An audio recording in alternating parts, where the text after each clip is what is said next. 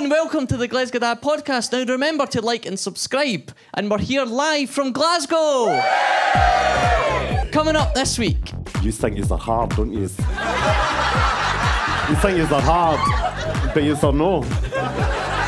Your lovely wife, she didn't like it when you went out with me, because you always ended up pissed. Yes, and that's still as the if case. it was my fault. People come up, they always ask when you're filming Glasgow, where you filming? He's filming Taggart. You know that?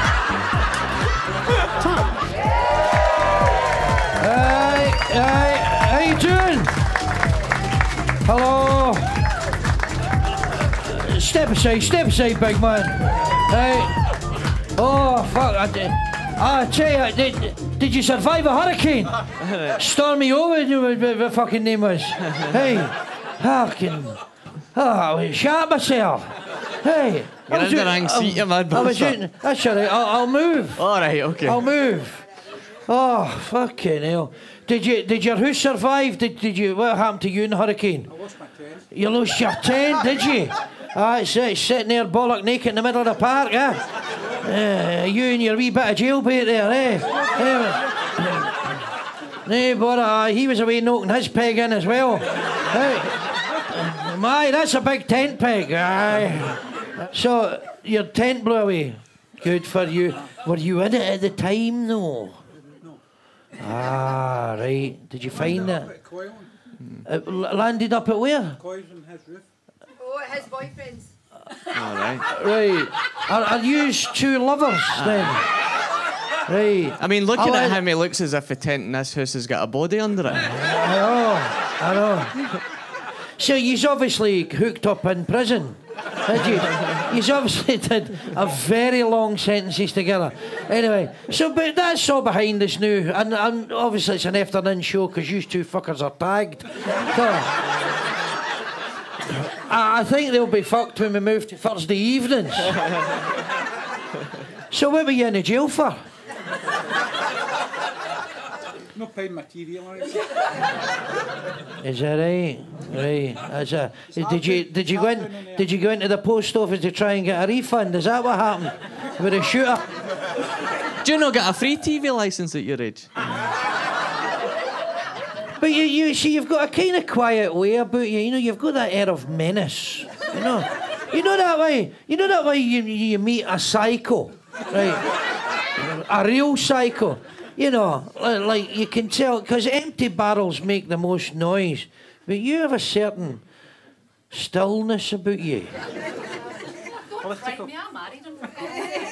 Oh, you married him? Oh, I mean, look, you look like a gangster's mole, for fuck's sake. I mean, look at you.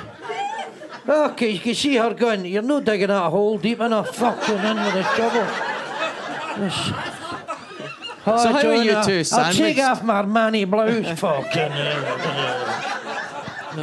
I'm just saying. He doesn't fit. Chop his head off for a shovel. So it's nice to see we've got some prominent local business people in. That's what they call gangsters in the paper, innit? It's like Mr. Arthur Thompson, a prominent local businessman. Aye, fucking right he was. No bother. Right. What about yourself? You're obviously the muscle. He's a farmer. Yes. Plenty of places to bury bodies. There you go. So where is this farm? Ayrshire. Right. And is it arable or pastoral? What is it? Coos and coos, right. So it's quite lush. It's no perfect for growing crops because it's too wet, isn't it? Aye. I know, because when I was in the jail, unlike you, I read. Well, you were sucking him off. I was. Well, his boys were banging off your chin. I apologise. Sorry. Well, his boys were banging off the back of your legs. What did I say? What did I say? Are we talking about the same hole here? Are we talking about graves or sodomy? What are we talking about? Right.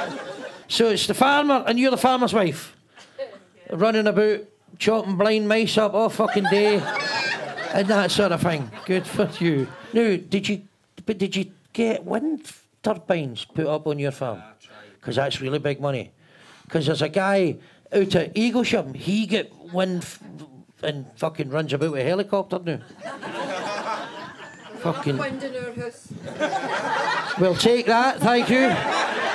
And where is it coming from? His ass. His arse.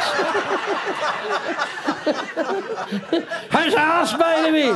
See, now, wait a minute, right? Now, flatulence, right? Flatulence, farting, as Robbie Burns said, because you're good Ayrshire people, you know all about Robbie Burns, right? Played for United in the 50s or something, right?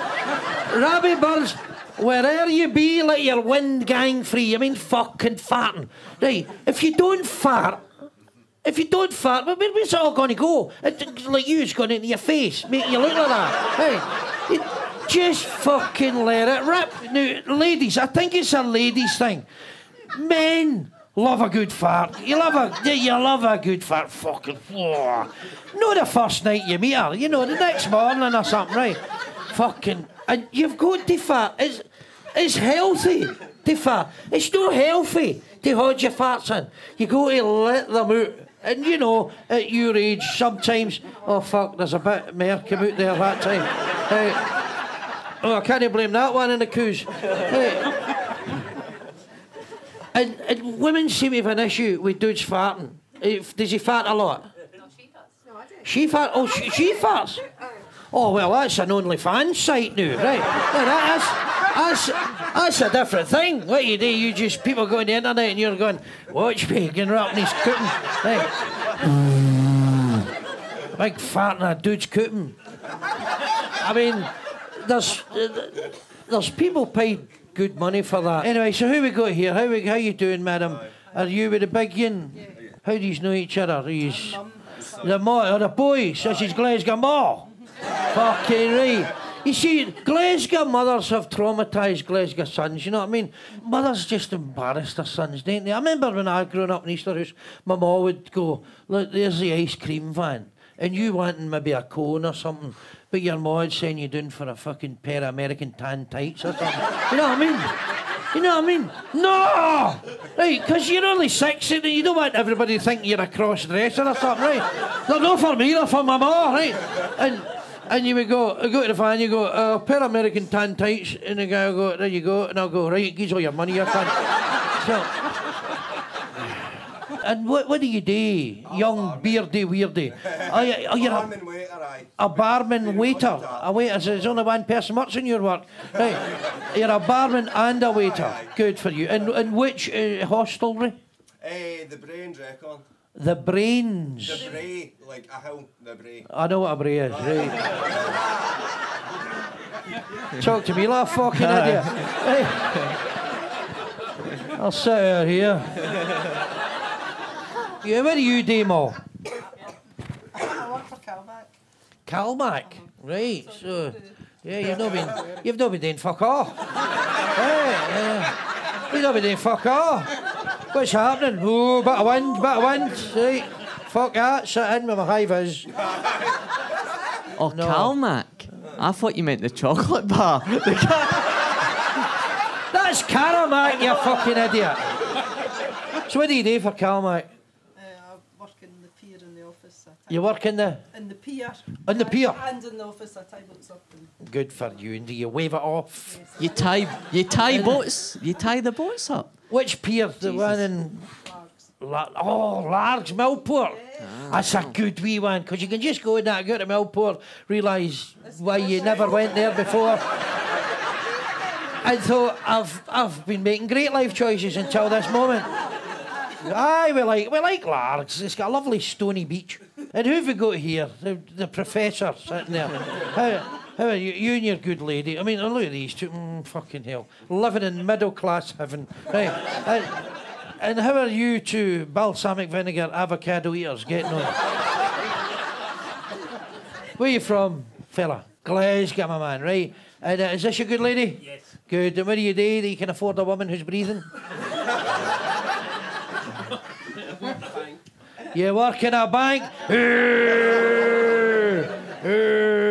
We don't like banks. They're going to shut them all down, aren't they? They're shutting them all down. They're making you redundant.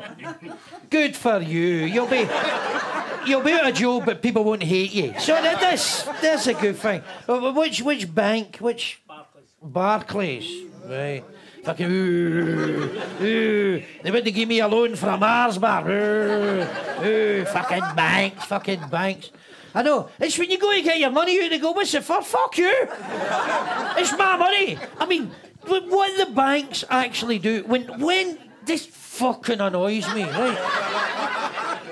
You see, when you put your money in a bank, I know you take it out the other way with a shooter. I know you do something else. You and him fucking masks, fucking Wells Fargo, right? But when I go into a bank, and you've got to go into a bank, you can't live without these bastards. No, you personally. No, you might be an alright bastard, but these bastards, right?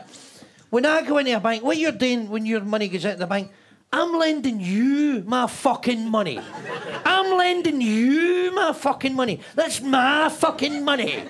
You never had that money till I fucking come in here, you bastard, right? That's my fucking money, right? So get it fucking through your thick skull, right? That's my fucking money. And where you go, thank you. We'll take care of that for you, Glesga da, and we'll give you. There you go. A gnat's piss, 0.2% interest, and that'll do. I'll go and lend it to some bobag to buy another farm in Ayrshire. Right. At exorbitant interest rates. I mean, banks buy money for the Bank of England at a preferential rate and put it back out at vastly inflated fucking interest rates. That's our fucking money. And then I go in the bank to get my fucking money. Right? I get the fucking Spanish Inquisition. Know what I mean? Want to know who I'm beefing this week and fucking... What are you going to do with it? Well, I'm going to fucking spunk away. All the best with that. All the best. Kid rips man hitting. It does. Right, what are we doing, son? We're going to bring on our special guest. We have a very special guest. We have. In fact, he doesn't stay in Scotland anymore. Because he's done rather well for himself. Yeah. So... Conley. No. Fuck's sake, look where you're heading. Right. Mushrooms, we're in the hydro. Right. You thought Ballyconley was dead? Fucking wash your mouth out with soap and water. Ballyconley will live forever. Ballyconley is a fucking legend. Yeah, so you might have seen this guy recently in Only Child, but he's best known for playing Gary Tank Commander. Ladies and gentlemen, he's my old drinking buddy, but he moved down to England to get dry. Please, give it up for Greg McHugh.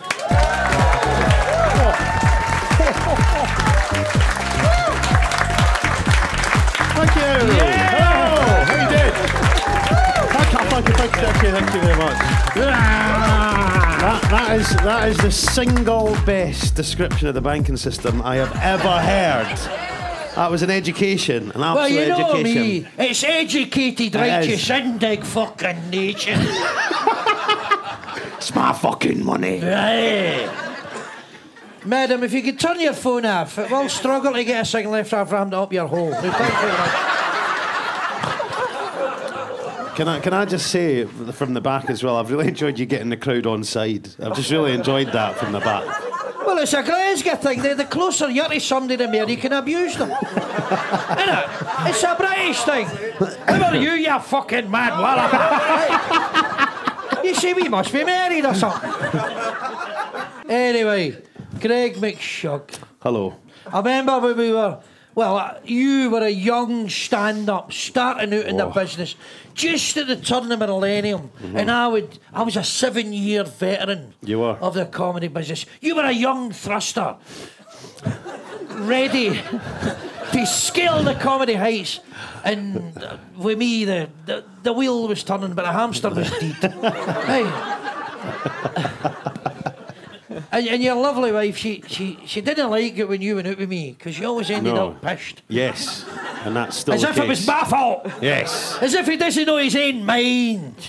No, she says hello. I know. I love Katie. Hello, Katie. So people maybe not realise that you did start as a stand-up comedian when you started. Yeah, I did, and I wasn't very good. It was like this. No, I did. I started doing open spots at the Stand in Edinburgh, and that's when I met Raymond and lots of different people, and Kevin and Frankie and all these amazing acts. But you had a I see you had something extra. You had a bit extra. Why am I getting scared, Raymond? Why? Yeah. But you were handsome. Oh, You you were. were. You were. You were. No, you're not now. Right. Yeah, in fact, you're a fucking munter now. Right. But you were really handsome. And you know that way, I mean, I've never been handsome. Although I get some old gold-digging MILF sending me pornography through my teletext and all that, you know. But you were easy on the eye. Oh, right. Yes, just fucking. And you were well spoken. Ah. Because you're from Edinburgh. I Because am. I always felt that it was physically impossible for anybody from Edinburgh to be funny anyway. And you proved that correct. No, you proved that right. Yeah, you were Well. great. I remember it well. Thank you. I remember it well. They were going, because this is what happens in real life in comedy. Because we're all competitors, and we're all kind of going. We don't like seeing new people coming into the business. It's like having a farm and somebody else opens up a farm next door. Is that easy today? I don't know. Maybe they invent land. Maybe it doesn't matter. It's like having a bank. And then somebody else opens a bank, and then the whole world gets fucking robbed. Right? Sorry. What the fuck am I talking about? I don't know. I've no idea. But I love No, it. you were handsome, and we were on the back shoot going, check that cunt. He'll not last in this business because you need to have a fucking face like a fit and built like a bag of washing. So you've clearly grown into yourself. So how long did you do stand-up for before, and then how did you go for that to sort of... I did stand up for about 6 years, on and off kind of things, and then Gary Tankman came along as a kind of happy accident of... I was doing an Edinburgh show in 2005, and it was absolutely awful, and I was dying on Mars every day to 10 people or whatever, and my mate was in the same I remember venue. it. I was at every gig. I know. I loved it. In fact, I was the only one laughing. I'm so glad I flew up. And so, yeah, dying on my hole every day. And then my mate was having a tough time, but he'd started doing performing as well. And he'd started working for the comedy unit, this company. And he said, have you got any ideas for characters? And I'd just been voted 1-star worst of the Fringe 2005, genuinely, in the Scotsman. Yeah. One of the worst shows of the Fringe. What are you saying now? And I was on the page of fucking shame. were you? I was on the page of shame. And by the way, my review started, if Raymond Mearns was the last comedian on earth, then comedy would be extinct. So fuck you. And You then- trumped me once again, Raymond. Once again. And by the way, that was him just lubricating me for a right fucking... Right. Not 1-star, page of shame, but they took Really? the page of shame away because they were worried about comedians' mental health. Oh, really? Aye. Oh, well, that was... but out of that came me and my mate improvising this scene, and that was the start of Gary. So it was my mate cut the thing together and put it on at a night in Glasgow, and it happened that the head of Channel 4 Comedy was in, and he saw that. So from Dying on Mars and 1-star thing, this new thing came out of that. So I was doing straight stand-up, and then Gary came along, and I went into I started to do him as a live act, which got me to know how he thought and worked and stuff like that. So it came out of that. So it was quite a weird contrast doing something that's not going well and then discovering something out of that horrible time. So I've got mixed memories of my stand-up time. Mm. And how did The Voice come about for Gary Tank Commander? How did that? Because that's what it's known for, isn't it? It came really from I witnessed a thing on a bus in Edinburgh where a very camp man confronted a group of Neds at the back of this bus, who genuinely, and he went up to them. They were giving him jip and all the rest of it, but he obviously knew how to handle himself. He just went up to them and he went, "You think they're hard, don't you?" Genuinely. You think they're hard. but you thought no. Right, and I witnessed that and thought, that is the fucking best thing I've ever seen in my life. I remember. Did you know you used to do that on stage? Yeah, that was part of your routine. That was part of my routine. Yeah. Is that a bit? As you said that, I fucking heard that before. Uh-huh. Was that on that bus as well? No. Maybe it was me stood up to the Neds. But that's where it came from. It was that thing I'd witnessed, and then I thought, well, what about that? Who is that guy? And who is he? And where's he from? Imagine he was in the army. So it was that idea that he was in the army, and that's really where a lot of Gary came from, was from that, yeah, bizarre. Because it's quite a contrast, because obviously the whole war was going on in Iraq, Afghanistan, really serious, and probably a lot of people, tragically, lives getting lost, etc., and then that came out, and I got booed off. I got booed off a festival in Inverness, and I was with Michael McIntyre and Stephen K. Amos and myself and Frankie Boyle. That was the lineup, and I went on as Gary and was like, "Oh, hiya, I'm a soldier, I'm an army," and all this stuff. And some of the material was really quite dark, about 9, 10, 11. Do you remember that? And the planes and all that stuff, right? And I just started booing, like really booing, and to the point that loads of people, and then they had to take me off. And Stephen K. Moss said to me, he said, "Mate, you're a decent straight stand-up. Get rid of that character. It's never going to go anywhere." Yeah, well, but at the time, if you were going to go off that response, you'd be like, "Nah, ditch that." So it was an interesting time, but then, trying different material and try to get the character right, then people saw what I was getting at, was that no one was talking about Iraq or Afghanistan in comedic terms. It's not that it's funny, but you're trying to satirise the horror of what was going on, Did you ever do any of the gigs? I done some of them where, when the war was on, you would do these decompression gigs. Did you ever do any of them? No, because the one thing that there are rules, because the army got behind the show really quickly, right, and we ended up using their locations, and soldiers loved it because they knew what I was trying to do with the camaraderie of the boys. But the one thing of those gigs is that they didn't want is any reminder of what they've just been through. So that was their one thing, is we don't want a soldier appearing in front of soldiers who have just been in action. Yeah. But you'd never been in action. All you did was eat cheesy pasta and all that. That's an absolute lie. Brilliant, because just in case people should want to know what I'm talking about, when the war was on Iraq and Afghanistan, they would take the soldiers, they would be out for a year or 6 months. 6 months, yeah. And they would take them out of theatre, that's what it's called, a big barney in a pavilion, right? They'd take them out of theatre, and instead of flying them straight home to Britain, they would decompression. They would take them to a top secret military base in Cyprus and sit them, now they've all got post-traumatic stress disorder, and stick me on to do comedy in front of them. I remember being on stage, and it was the Scots Guards, and there was a guy came up, and I'm on stage dying on my arse, by the way, right? Dying on my arse, but £2,000 a week. And you were living in a villa with a pool and all that. So I was going, "Mate, you can sodomise me live on stage. I'm getting paid for this." Right. And he grabbed me by the throat, and his thumb was in my Adam's apple. You could tell this guy was, not like you, this guy's professional murder squad. Right? You're just fucking Tommy Tufty's team, right? And he's got me by the throat, and I'm going, "You doing, your fucking cunt?" And says, "Here, where's the sergeants to deal with this cunt?" And they're all going, "Oh, that's fucking him." It was he was their colour sergeant or some fucking thing. And I went, "For fuck's sake." And you could tell this guy was in the army, do people in legally. Right? Because I remember looking in his eyes, I've never seen such fucking lifeless, cold eyes, and I went, "I'm in fucking trouble here.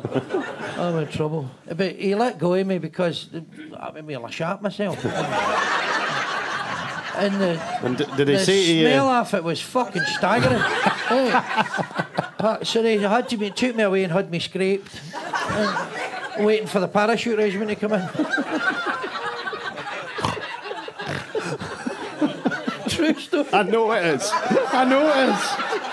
I don't doubt a word of it. Not a single word. Fucking shat my brakes, man. And it's Cyprus, a hot country. That's. See, if we were in Iceland, nobody would have noticed. So how long did Gary Tank run for in terms of sort of episode wise, and then you went to live shows as well, didn't you? Yeah, it was 3 series, but we did a sketch show. But yeah, we did I think 18 episodes of that, and then we did a couple of one-off kind of specials, and then we did a few nights at the Hydro as well. So over a period of about 7 years, I think, from start to finish. And you know, Gary still kind of lingers on. I do it as Panto. I did it in Aberdeen as Gary this year, and Gary's great for that because he's just a confident fool and thinks he's amazing. So it's like it's quite. He's a really fun character to play. You know, it's a fucking meal ticket. It's a meal ticket. It's like Hamlet and Nego. Yeah. He's fucking cutting his own chomper off. Hey. It's a fucking meal ticket, man. Make hay while the sun shines. Am I right, mate? Am I right? Fucking right. You're right, I'm right. You can just go home and open up another bank. Just go down the bars and buy a cash box. People know you as Gary Tank Commander. They don't probably know your real name. Greg. No, Yeah. but I know a lot of people do come up and they're like Gary and. because I was in Asda. Name dropper. I don't fuck about. Yeah, I don't fuck about. People say, Glesga da. How do you react to that? Do you like I it? tell them to fuck off. Oh. No, I'm just very gracious because I realise they're, my people. And, you wish they were a lot better presented, but... but, I mean, they're looking great in their bingo taps and all that. I was in this sitcom called Legit, right, where I played this Happy Bob character. I don't know if I told the story before. I was in Easterhouse Market, we were filming, and I've got this thing under my arm. It was a piece of carpet. And they said, Happy Bob, where are you going? He says, I'm going to remove the stain of death.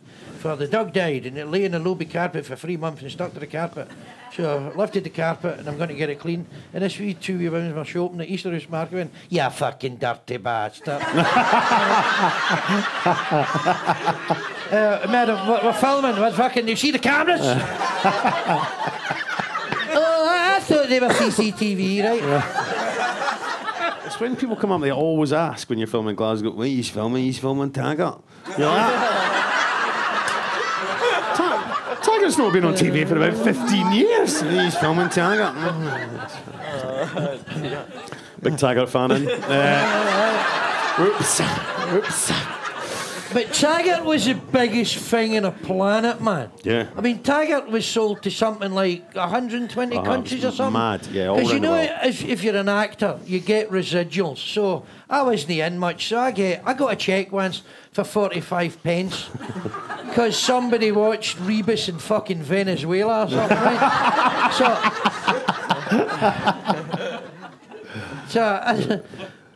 So some of the Taggart actors, I mean, their residuals was like £80,000 a month for sitting in your whole day nothing.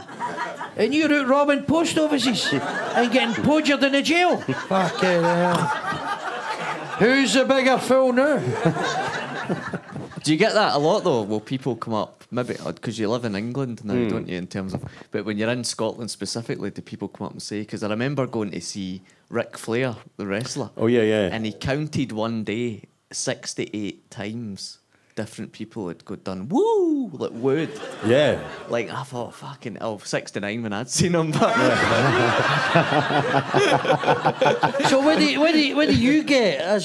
What do you get when people see you? There's those that come up and go, hiya! 69 times in one day? Well, I don't know how many, I never counted, but yeah, no, people come up, but it's really nice, you don't have a job without people being interested in what you're doing, but you do. I had... it's really nice. You're not thinking your head, just fucking die when they do it. I had a woman hug me in Central Station once, and that was a bit much, because she was like, Gary! I love you, Gary. And you're like, this is technically a sexual assault. And I don't want that. But no, it's folk are nice with it and coming up, and they just expect me to be either have Gary's energy or his voice or be like him. And then when I talk in this boring Edinburgh voice, they're just like, goodbye. So But it's funny, the level of notoriety I am is not very high in the grand scheme of things. So I've had people come up to me. I had a lady stop me and say, "Oh, do you fit in my cupboards?" Aye, you get that. You're fucking pissed off. They don't quite know where you're from, but aye, and I just had to say yes, thank you, yeah. No, because I remember as well, because it's nice when you want to be recognised early in your career, and you go, "Fuck, it's great, man. I'm the fucking man." And I remember being pushed at my nut in the Camanachd bar of the Portree Hotel in Skye. Right, because you went up, well, to get pushed, right? And this guy went, "Are you? It's you, ain't you?" I went, "Aye, maybe." He says, "You're the bus driver."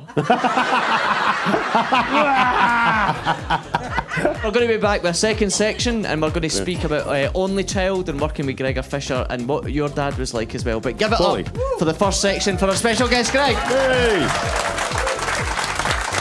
Now remember, if you enjoyed this episode, please tell your friends, but if you didn't, fuck off!